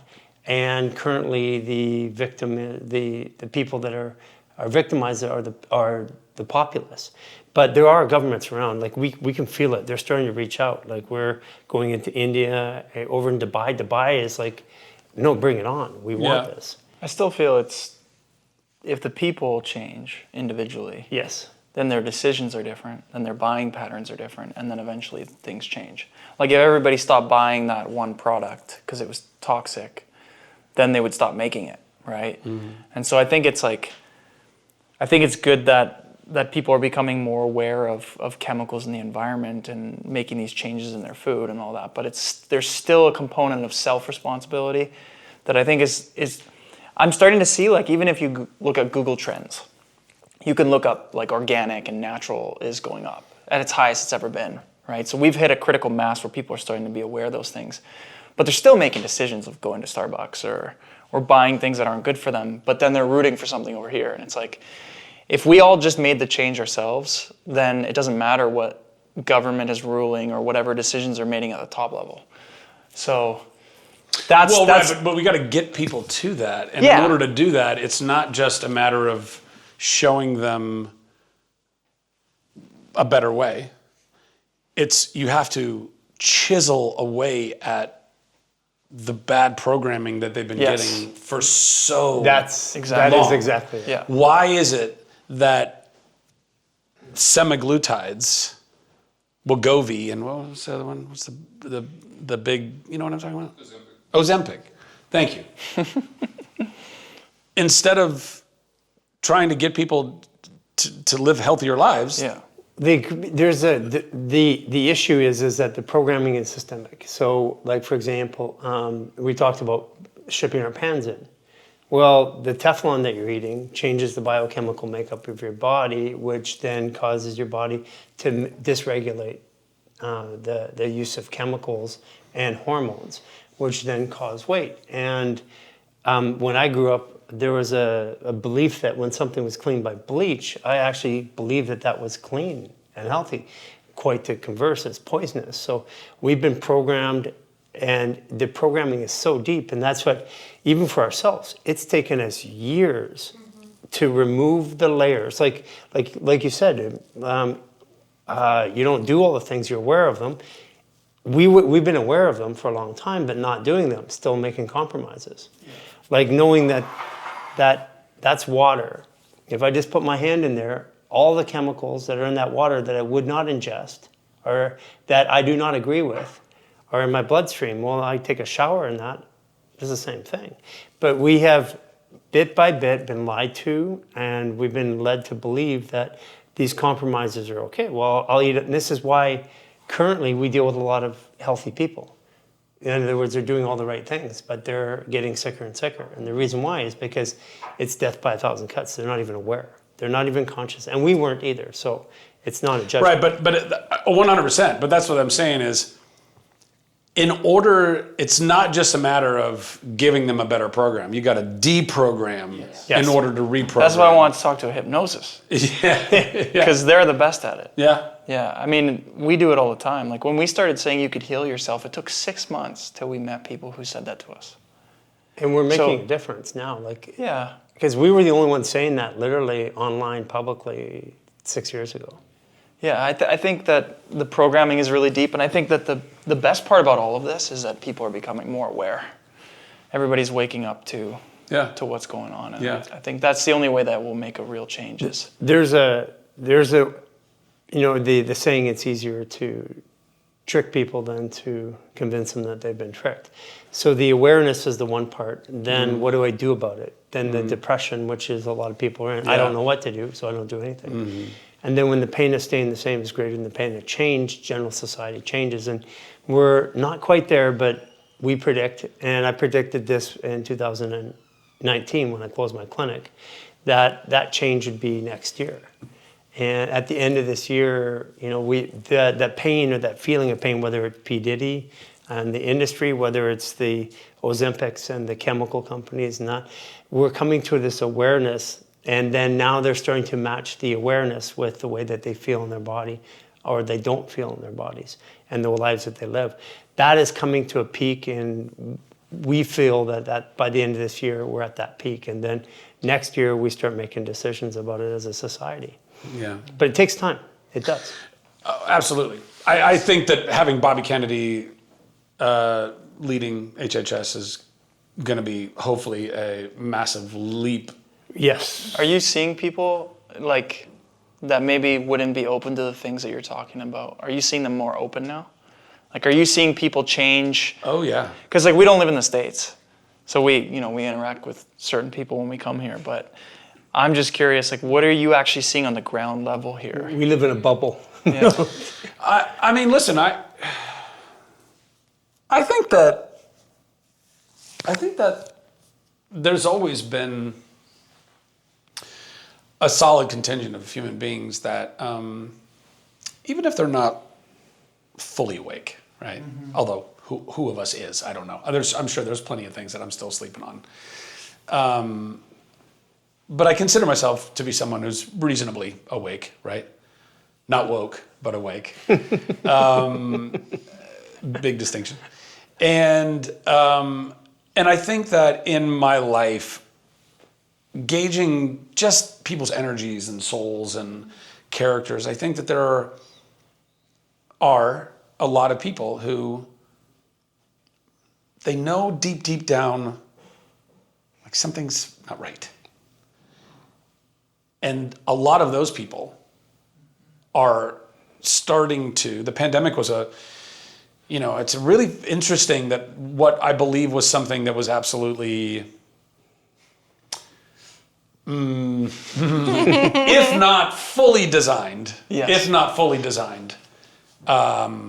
was certainly capitalized upon in so many different ways. And what those people who were capitalizing on it wished for their own benefit and for our demise. The unexpected consequence for them is that it actually woke a lot of people up to being like, what the is going on? Yeah. Mm-hmm. Like the amount of crosstalk, the amount of do this, then don't do this, and this and that, and and the amount of like anyone. The biggest, I think, unfortunate thing about the pandemic is because the shame was so real. And the amount of people that got brought into being on team shame for those of us who didn't get the vaccination, the amount of shame being levied from late night talk shows and all of this stuff, only for all of these data points to come out like, oh, it turns out didn't keep you from actually getting it, didn't reduce your symptoms, didn't keep you from spreading it, all the lies, all the things that were now the downstream effects for a lot of people physically, the ailments, the turbo cancers, the myocarditis, the laundry list of side effects that are now, becoming much more, people are becoming much more aware of. Like your Mark Twain quote, easier to fool someone than convince them they've been fooled. A lot of people there's two things going on. You have some people that are absolutely like a slap in the face getting woken up and they're like, what? Oh, wow. Okay. And then that is making them more in tune with themselves, their community, getting online, learning more, going down some of these rabbit holes, and holy crap, there are so many to go down. And we must always be, I think, in intention, prayer, wisdom, discernment, knowing which of these rabbit holes are literally just nonsense and which of them are like, oh wow, no, this is real information. Like I'm learning something right now.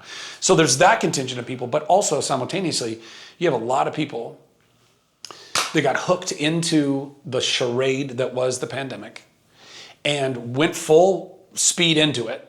And were even taking on this like, I'm fighting for what's right, and if you don't get vaccinated, you're a horrible person, or whatever it all is. All of this new information is way too much for them to be. It's like cognitive dissonance. It's like, no, can't, won't, does not compute. If all that is true, I was so wrong. I was so wrong to treat people the way that I treated them, to say the things that I said, to do to myself. I think there are a lot of people that are really struggling right now because they were convinced that the best thing you could do is go put this experimental mRNA, not vaccine shot into your body to go fight a thing that was engineered by our own Dr. Fauci and whoever else he was collaborating with to do that, then hid that it, now of course the FBI and everybody else are like, yeah, it came out of the lab. Oh, that thing we couldn't talk about? We were getting censored online to talk about? All of this stuff, it's like, man, no. Like they can't, it's screwing them up inside because what if they were wrong? What if they actually were wrong? What if they put something in their body that might hasten their demise in some way? And I feel for them. I feel for them because I'm like, man, I don't even know what, Like, even though you wanted me dead, even though some people were, would wish me dead because they thought how horrible a human being I was, that I wouldn't go along with whatever this narrative was. But I don't want them dead. I just want the people responsible to be held accountable. I want there to be transparency. We owe it. We owe it to the people of this world. And we're all grown up enough to be able to handle this at this point. We need it. We need it. Sorry, that kind of tangented a little bit, but No, it's the truth. It's important. I mean, in my own family, and my family's, we grew up around no vaccines and no medicine and stuff like that. There was division in my family, even with my kids. yeah. And it was tough for everybody, but I agree with you, the shame and the guilt. I did something wrong, and I probably hurt myself. Now what comes out of that is anger, and that's what you're starting to see in the communities. Like I went out just in West LA, and I noticed a behavior shift in people. The way that they dealt with the clerks, the way they dealt with each other, the way they communicated. It was distinct and bizarre because I'm not here all the time. I just walked in, and people are just short of angry and crazy right now. Yeah, and it'll be really interesting to see how these next few years play out. I think that we are in the best potential place to be as far as, like I said, Bobby Kennedy and heading up EHHS, and better than we've ever had as far as an opportunity of someone in government to be able to lead that charge, and Jay Bhattacharya and everybody involved in that. Yeah, we've finally been able to actually talk again, because we were censored August 8th. That almost put us out of business. Wait, what do you mean? We were censored August 8th for talking about structured water, and we were censored for talking about minerals that actually are curative in the body. Like, you talk about ivermectin. I won't say the name because I just don't want to trigger it right now, but the supplement that we recommend that's actually in here is an antiparasitic, which is ivermectin, but $20 a year. And we get fact checked, censored. Well, even EMF causing infertility, we've been censored. Even some of the nicotine posts. It just depends on what platform. Yeah. Different platforms have different agendas. Rolling Stone did a hit piece on me about being at the Rescue of the Republic? Yeah. And I'm the only one that wasn't there in a political message. I'm just like, move your body, be healthy. Yeah. So there's been this attack. We're seeing this change right now, and we're testing the limits of what that change is. Like the nicotine conversation with Dr. Brian Artis, we have him coming in again Friday to dig deeper. I mean, in the last 2.5, 3 weeks, we've got tens and tens of millions of views on that, and the message is being heard. And the myths around it too. Yeah, it's not addictive at all. Like No. I've never. Nicotine's Wait, really? No. No. Nicotine's not addictive. It's the chemicals It's the pyrazines, I think, or something that they they put bonded in it. to it. It's just like they've taken everything that, ATF, alcohol, firearms, tobacco. Yeah. And tobacco is a curative mechanism. It has been for a long time, but they put it with alcohol, kills you, firearms, kills you, and they put it over there because it says through association. Then they took, we've been smoking through history, and nobody had any problems, but what they did is they started taking good things and polluting them so that they caused a problem in the body. So the general assumption is it's the tobacco and the nicotine. No, it's all the stuff they put in it. Hello, everybody. I'm sure you're enjoying this podcast so much and learning so many things about our guest today. Let's take a moment to just ground that energy and drop into your body and take a couple of deep breaths together. Let's do 3 in through the nose, out through the mouth. In and out. In and out. Now in through your mouth, breathe in and out.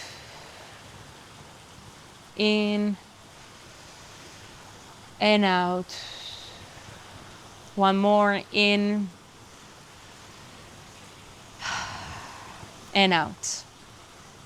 Now, with that new feeling and lots of space in your mind, go back, tune into the podcast, and I see you in the next break. So you would, even just smoking the tobacco leaf with no, Organic. or you're right, that's what I'm saying. But Look, I prefer not to put burnt into my lungs. Right. But the natives have done this. The indigenous have done this forever. They lived infinitely longer than we do. And but they weren't smoking like a pack a day, were they? well, they were smoking quite a bit. They would Yeah, smoke they were through the smoking pipe. all- But irrespective so whenever I find something out, I'm like, I'm gonna try this for myself. And I mean, we've tried nicotine for the last couple of weeks, on and off, and I don't find it addictive at all. I mean, would I use it every single day for the rest of my life? No. Do I use it as a tool to teach me something about myself or about the medicine? Yes. But we get nicotine in our food. Yeah, like an eggplant has the same nicotine as a package of nightshades shit. all have a bunch of nicotine, Yeah. but it's not nearly as much though, right? No. Eggplant has as much nicotine, I believe. Correct me if I'm wrong, but it has as much as a package of cigarettes. A single eggplant. Eggplant is very high nicotine. What? Yeah, nicotine. One eggplant has as much nicotine as a whole pack of cigarettes? And I'll have Dr. Brian Artis correct me on that if that's wrong, but his book is over here. But it's super high in nicotine. Same thing with tomatoes, green tomatoes especially, white potatoes. They're using actually white potato starch as a curative. Yeah, they actually pills with white potato. What do you take it? We take all the water out, so you put it in the pill. Yeah. And these are things that we're using. Yeah, it's bizarre how we have been fooled. Yeah. So, what uplifts your mood? It gives you energy. It makes you more focused. And nicotine receptors take toxins and poisons out. Yeah. Yeah, and again, when you take nicotine. Your body has nicotine receptors. Right. And what it does is the nicotine receptors encapsulates like spike proteins that are harmful to us. Right. And then pulls them out of the body. But that's when using nicotine. Yes. That doesn't just do it endogenously. Well, nicotine receptors, our body, again, when we're eating nightshades as a part of a normal diet, your nicotine receptors are open. And you're not having to smoke nicotine or take nicotine. It's naturally occurring. It's a part of our natural food supply that we weren't aware of. Right. On purpose. Yeah. And they said it was addictive, but they put addictive chemicals in it. And then they put other chemicals in it that aren't good. So I think with everything that's good, there's always a narrative that's really, I mean, I've been playing with ChatGPT. It's like acting as a conspiracy theorist. Ignoring everything the FDA, NIH, I put all the organizations, I say, ignoring everything that they would say, tell me about this thing. And I mean, we even did it for asbestos, which is a naturally occurring compound that does not light up in flames. It blocks electricity and EMF. So you had asbestos in the houses, and then they took them out, and now the homes get moldy, they burn like that. People get the chemicals from them. So it's all these little things that we've been... Paint? Lead paint They used to said block we ate EMF. the paint chips. Lead paints block EMF. Yeah. Copper pipes. Copper creates electricity in our system. It's super important.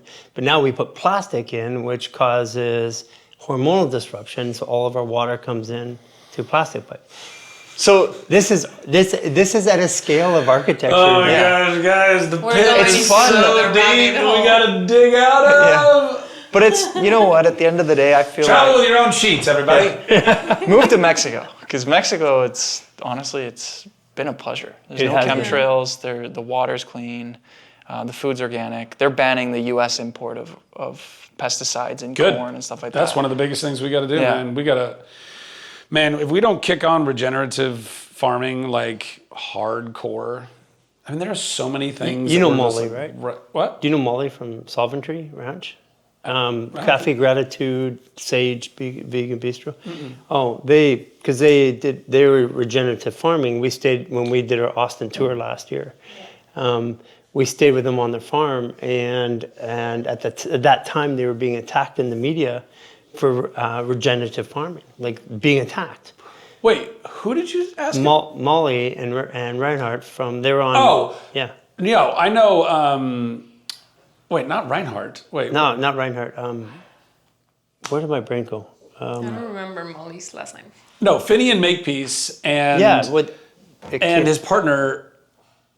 Ryland and Gosh. okay, Edit all Ryland. this out. Okay, cut it out. Yeah. Ryland and Molly. Yes. So that, I know Ryland. Yeah, I know Ryland Amphibian, too. yeah. And Molly is I the think maybe I've met sister. Molly before. Yes. And Ryland was running Gratitude. Molly was running Sage. Yeah. Vegan Bistro. So I know them back from the clinic days. Yeah. And we stayed with them, and we did a live with Molly because she was getting hit with regenerative farming, and we're talking about minerals. So we just said, look at, like you think the dirt's not safe, so we actually put a glass of dirt in our water, and we drank it on the live because it's actually, that's so beneficial. You get the micronutrients from the soil. That's what we get, and just breaking the paradigms and the myths that people have. Yeah. But yeah, you guys know this. It's one of the most imperative things we need to do because we only got 50 cycles left of topsoil or something like that. Yeah, it's bad. Threadbare. It's Yeah, bad. It's bad. And here's what I have, it's like the plastics in the ocean. At the current state, I don't see a way to repair what's done. But that being said, there is now an 11-year-old or whatever that made the bacteria that eats the plastic in the ocean. So there's always an answer. And I'm looking forward to the answer. In the current state of awareness, I don't see it getting healthy. I don't see the soil recovering enough, especially with what's happened with Gates and the purchasing of all the farmland. I mean, that's just the centralization of meat production and stuff like that. I don't see that getting better, but there's new information coming that I believe is going to change that paradigm, and I'm open to it. But currently, You mean that would allow us to make it through these dire straits without going to full regenerative farming? no, to remediate soil. I mean, the regenerative farming. The challenge is that you got chemicals coming out of the sky right now. Yeah. Into the water. It's into the water supply. Yeah. It's you can't escape it. The stuff that we are trying to fight against, and this is where I get a lot of healthy people that are doing everything right and they're sick. And they're sick right now because, like I said earlier, they're showering in that water. They're spraying it on their lawn and walking on their lawn. There's a lack of understanding of how our bodies actually truly work. It takes 15 seconds to absorb the chemicals out of water by just putting your hand in a glass. What happens when we shower in it? And right now, the biggest thing in our shower water is birth control, PAFs, forever chemicals, SSRIs, fluoride, chlorine, arsenic at 800 times its legal limit right here. That's in our shower water, and people are like, "Oh, I'm just showering in it. I'm not drinking it." No. Your largest organ is your skin and your fascia. If it's touching it, you're getting it in your blood. As a matter of fact, you're better to drink it because at least you have some process to eliminate it. Yeah. Wait. So how do you guys remedy for that? You travel with your shower heads. Does your shower head have a filter in it? Yeah, it's a filter. Sometimes it's an we inline put filter. 2 or 3 of them. Like right Together. now, ours have 2. And then you can put a chlorine one on top. Yeah, and even with 2, when I shower, in a hot shower or the hair, that takes a little bit longer, I come out and I feel drunk, horrible. It takes me a little bit to recover, or I have to sit in the Nano V or something. You feel it. It's about this big. It's not enough. We just screw it in, but not enough. it functions. Yeah, it's not enough, but it functions with a lot of mineralization, a lot of movement, really good health. We take the Nano V everywhere that we go, which stops protein folding issues. So I got to get one of those things. yeah. It's incredible. It's incredible. Nano V is one of the best pieces of technology. It's only water, ink-free. If you want, I'll connect you with Rowena. Mm-hmm. I mean, I think you did. I just got to connect with her. Yeah. yeah. I mean, we take it everywhere. We have 2 of them now because we split up, but that goes with me. I even when I'm in bad situations in hotels at night, I just plug it in. I sleep with it, and I just let it go all You night. do it on the airplane too. I do on the airplane. Yeah. But whole house filtration, I think. But also, we just recently discovered that birth control is in the water too. So it's Large amounts. unless you're measuring, you don't really know, right? If you're measuring for arsenic, you find it. But if you're not measuring for something, you're not going to find it. So all these filters that have been designed based on what they were measuring and what they were finding in the water. So there's things that we just don't know. And what I found is, a small little filter on the shower, it's okay for a little bit. like if I'm traveling to the US for like a week. But really, I would go for a whole house filtration Whole house system. filter, yeah. Because then every tap, like if you're washing your dishes. But if you got reverse osmosis, Reverse osmosis should never be drinking. It's dead water. We pull all the minerals out. So when you drink it, it pulls all the minerals out of you. I got that. Yeah. But when I'm talking about showering, is it better than not, right? Reverse osmosis is great, but what we recommend is a whole house filter comes in at the main line, and the whole house filter is it takes out all of the impurities and puts the minerals back in. And so, because the mineralization, you're still like taking minerals. I mean, reverse osmosis, you're going to like really drain yourself, but that's also going to dry you and remove the natural minerals and the processes and the oils that your body needs. And a whole house filter is realistically about the same price as an ionizer that you put on there. It's just a little bit more work. That's the one thing we recommend is a whole house filter for anybody that's living in the United States, especially. And then I'd still put a water filter. Who makes that filter? Is it NanoV? No, we H2 Water Experts. They have different types of whole house filters, Okay. and they can find out which one's best for you. And that is way whole house filter is still a water filter for consumption, like an ionizer to structure it, and that starts to get because here's another thing people do is that like we come to these places and we have the NanoV the Alcaviva. And yeah, we drink water on it, but we put our dishes in a dishwasher. I take it out of the dishwasher. I turn on the Alcaviva on my spoons and that before I use it. Right. Because I'm not gonna put that. The little things that we do every day, it's death by 1,000 cuts. And part of the reason why we've been getting younger, like we had our biological age tested in the Philippines. I'm 56. Mine was biological age is 30. His is 17. Wow. I had my blood tested. My red blood cells are the equivalent of an 8-year-old. So we've been able to reverse the aging process, which is becoming visible and demonstratable now by science. But up until this point, it was just our belief system. Right. And that's the thing that's changed for us is all of the little things. Because when we were living in the mountains by ourselves, it was easy to control. But as soon as we go out in the world, we had to build solutions in order to interact with the world. Yeah, I got to get a filter.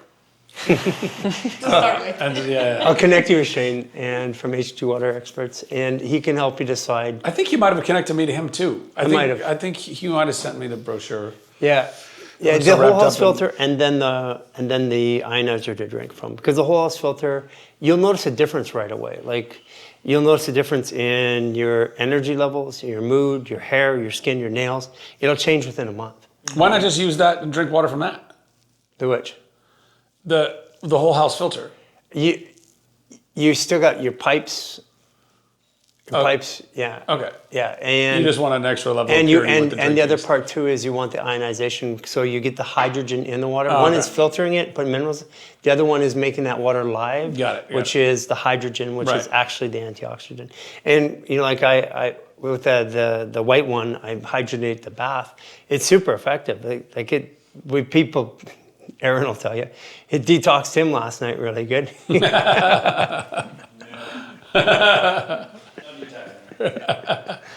Yeah, at 1:30 in the morning, he was like, I'm super dehydrated because it took all the toxins out of his body and he was like having palpitations. Oh, wow. Yeah, because it's the best antioxidant you can get. So there's a lot of remedies, but you know, making it simple for people, it's the first thing is do a few of these maneuvers a day, reduce the stress. Take the minerals, give your body a fighting chance to deal with the environment. And then bit by bit by bit, it took time for us to start reducing those death by 1,000 cuts, the little things that take us. Become a modern day hippie. Yeah. Yeah, sure. Guys, thank you.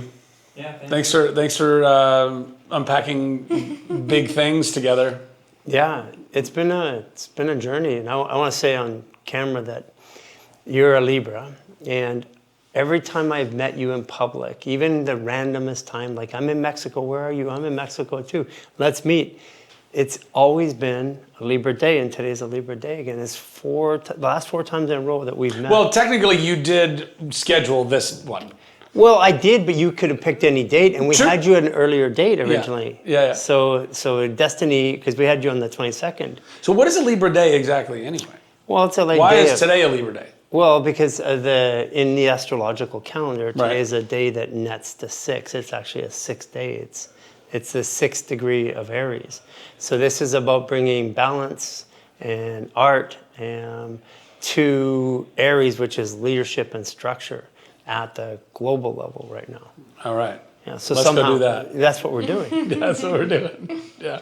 What are the random chances that last 4 times? I mean, it's got to mean something, right? I would think so. The last time when I saw you down in Mexico, wasn't it like the massive planetary alignment was happening? Yeah, and it was a Grandmaster Libra when Day. What was that, seven- January 25th? It was when Yeah. all of the planets. Something like that. Yeah, Yeah. and it was a 20, and it was 24 degrees Capricorn. So that's Libra again. Yeah. Yeah. Listen, I'm a Libra guy, so I mean, I'm going to bring that energy where I go. I don't know what to tell you. Hey, you gotta test out our ChatGPT astrologer we've been designing. Oh, really? Yeah. Yeah. Well, we're training ChatGPT to think in the way that we think, and then I can pull your chart. It will tell me everything that's going on, better than an astrologer could. Amazing. Yeah. It saves a lot of time. Yeah. I mean, AI has many good things and many bad things to it, I think. Yeah. Oh, listen, I think AI in a vacuum is wonderful. I mean, listen, I've been telling people this was coming for a while, and now it's for sure coming. You're going to be able to use, I know you guys probably don't use earpods because of the EMF, but we now have the technology where you can use your earpods and you can talk to somebody in any foreign language, and in real time that will translate. Yeah. That is such a massive leap forward in human evolution and awareness and communication and everything, right? At the same time, I think we're going to be able to read people's thoughts pretty soon. Telepathically, we may be getting there soon too. Who knows? You know, You guys don't already do that? We do. I mean, we've been having a whole side conversation while you guys have been That's going why on. I'm quiet. Yeah. Yeah. So listen, I think that AI, as long as AI remains for the most part, a tool in a human's toolbox, I think that we're okay. The problem though is that it's not going to stay there by any stretch of the imagination. It's We going have to beat ours start back into submission. all the time. replacing human beings and listen, even that, I don't think we were created necessarily to sit and do stupid mundane desk jobs or stomping out widgets on an assembly line. I don't think we were built for that either. So cool, let's go have AI do those jobs. But it will do everything. It will do everything. And I think that we have got to, we got to wake up as a people. We're opening a whole new rabbit hole here. Yeah, we are. But it's, guys, it's the biggest. It's like I really feel like I felt like Noah trying to explain to people that there's about to be this massive flood, that's deluge is going to flood the world. And people are like, rain? What are you even talking about? Like, eat, drink, and be merry. I'm like, you don't get it. You don't get it. It's right there. It's right there. And it is. It's like right around the corner. And I don't know. Listen, it's bound to happen. I don't think you can stop progress. You can only hope to guide progress. But we must be awake in order to guide that together. And if we're not, if everyone just got to put their head in the sand, it's going to be a lot more difficult. Awake comes with the ability to observe. What takes away observation is stress. And when we take the body out of stress, that's why our movement's growing, because it takes the body out of stress. When you follow behaviors like mineralization and little things that you reduce the stress over time. And that's what we want for people. We want to open up the conversation, which thank you for doing that today. Yeah, absolutely. And many more to come. Yeah. On 75 acres in Texas. Let's do it. Yeah. And want to be a big part of that too. We want to, use our voice to. Oh, I'll be sending you the investment deck as soon as I leave here, just so you know. And also, not for nothing, but there's a whole play in all of this that might be opening up soon, because there's 900 acres across the river from me that has been a farm, that's been agriculture for decades and decades and decades. And I think it is for sale, for lease.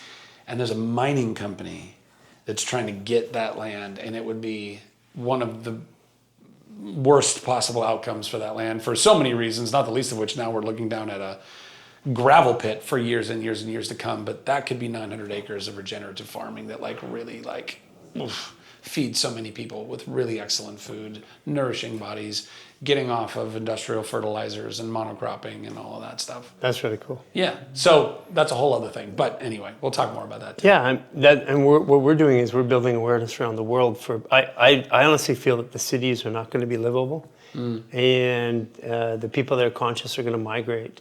And they're going to migrate to communities that are conscious, and that's happening all over the world. All over the world. Oh, absolutely. And you know it because you can feel it in the ether. And then you know, like I've wanted to go build one of these campuses down in Costa Rica for 20 years, right? And guess what? Everybody and their mom is building one of these in Costa Rica now, and it's like, well, that's not coincidence. And thank you for the introduction, by the way. Oh, you're welcome. That's right. That's right. That's right. Well, that might still be a place where we get to collaborate. Who knows? Yeah, I mean, it's 1,000 acres down there. Yeah. Yeah, I see that. I see multiple places around the world that are like that.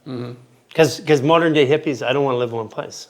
Yeah. I want to travel, yeah. No, exactly. Have a network. Yeah. That's what Wildwood's all going to be about. Ian, thank you so much for coming out. Thanks. It's Appreciate been you really guys. great. Thank you. Thanks, everybody. Thanks for tuning in. And if you enjoyed this content, follow us on social media channels, The Human Garage Experience, Apple, Spotify, and all other channels. We're on a mission to inspire 1 billion people worldwide, and the way that you participate is by liking, subscribing, and sharing our content. Every share that you take brings us one step closer to that billion people. This has been a fantastic episode. We enjoyed presenting it to you. Be a part of this worldwide revolution and share it now.